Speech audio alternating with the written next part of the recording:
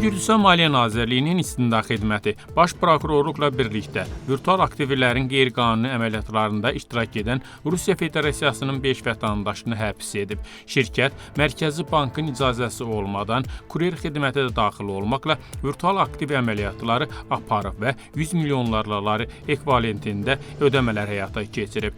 Rusiya vətəndaşları ehtimal ki, sərhəd nəzarətini keçərək, böyük miqdarda xarici valyuta gətirərək virtual aktivlər alıblar və bu vəsaiti qanuni gəlir kimi təqdim ediblər. Tbilisidə keçirilən əməliyyatlarda şirkətin ofisindən 371 min Amerika Birləşmiş Dolları, sənədlər və kompüter texnikası götürülüb. Həmçinin fərdi şəxslərdən 350 min Amerika Birləşmiş Dolları aşkar edilibdir.